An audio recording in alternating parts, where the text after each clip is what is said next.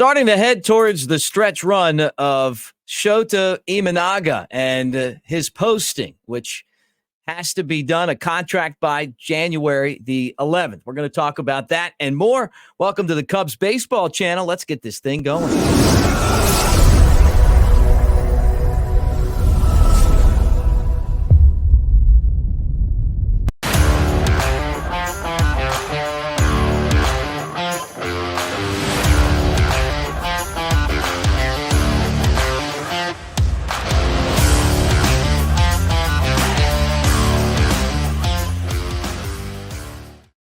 What do you say, guys? Welcome to the Cubs baseball channel. I'm Mick Gillispie at Broadcaster Mick on the socials. And don't forget that our channel right now is presented by the Tennessee Smokies, the Cubs AA affiliate. The Smokies won their first championship in 45 years. They've got some amazing swag at their team store, smokiesbaseball.com/store. All right, let's talk about the news of the day, which really is more of a joke because there really isn't a lot of news right now. But we're keeping an eye on some players that the Cubs are definitely in the mix to add. And one of those guys is the left-hander from Japan, the 30-year-old Shota Imanaga. And this guy pitched for the BayStars last year in Japan's version of the major leagues. And I'm going to tell you, he was tremendous. You talk about a guy who does a lot of things right. He throws a ton of strikes, and he gets a lot of strikeouts as well. The Cubs, the Mets, and the Giants all listed as teams that are interested. The Yankees were there, but according to reports, including John Heyman of the New York Post, that maybe the Yankees are keeping an eye on him as a backup option, but they're starting to worry about the home runs that he gave up. So in those 148 innings, he allowed 17 home runs, which was a ton in Japan's league, right? The second most in their major league. Now, one thing that you have to remember about 17 home runs there is that they have smaller ballparks. So a ball hit in their stadiums may go out, and in the United States, in our Major League Baseball ballparks, and I guess including Canada too, those same balls are outs. Now, when you talk about hitters, it's the opposite. Sometimes you get guys that hit a lot of home runs there, and then they come and they're outs. They're deep fly ball outs. So the stadiums are just a little bit bigger. So you wonder if that is going to translate or not. But what teams really love about Imanaga is the strikeout to walk rate. He walks only 4% of the batters he faces. He had 174 strikeouts and only 24 walks a year ago. So he's a lot like Kyle Hendricks. He's going to go out there, throw strikes. He can eat up innings because he does that. But what's the price for Imanaga? Well, Jeff Passan is saying that executives feel like his contract could exceed $100 million. So you're probably looking for the 30-year-old left-hander, 5 years plus $100 million. And then you got to pay the posting, which I don't know what that's going to be, but you pay the team, which would be the BayStars, for taking a player that they have under contract.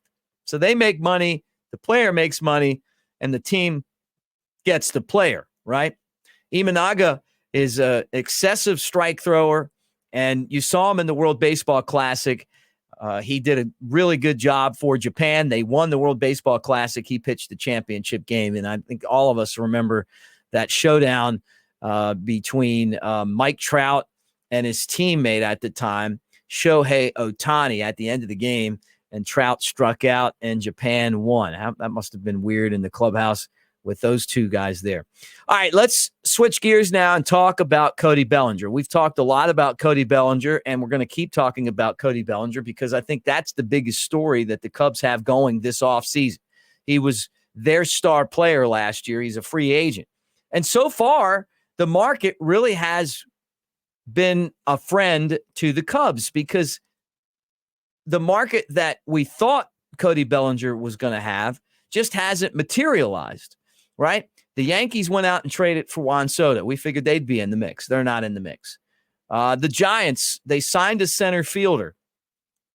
and they could still possibly be in the mix for Bellinger. We're going to bounce back to the Giants here in a second. The Toronto Blue Jays, we talked about them. Maybe they were in the mix for him. Both of those teams, the Giants and Toronto, went after Shohei Ohtani. They came up empty. Well, the Blue Jays have done some other stuff and signed some other players, including Kiermaier to patrol center field, Bellinger's position. And they don't need him right now. And you wonder, they're talking about possibly getting Jock Peterson.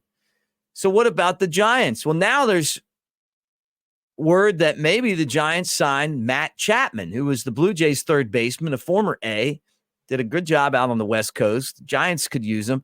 So if they sign Chapman, then that would put the Giants out of the Bellinger sweepstakes and going after pitching, right? So are there some dark horses out there? Maybe Colorado, maybe Seattle, maybe the Angels for Bellinger. If they are, no one's really talking about them right now. So the feel is that they're really not there, and the Cubs are the team that want Bellinger back. And I think that they tried, from what I understand, to get an extension last year during the season, and obviously that's not something that Scott Boras does a lot, and so it didn't happen. So we'll see what happens. I mean, the number that we're hearing is $200 million for Cody Bellinger. And I don't know that he's going to get that, because who knows what the market is. And maybe there's some other things that maybe they say, hey, we'll do another one of these deals where there's an opt-out, kind of like Carlos Correa.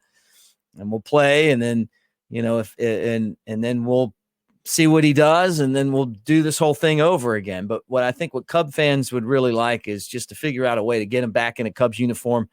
And obviously, if the Giants fall out of this, like Toronto fell out, it really is going to benefit the Chicago Cubs.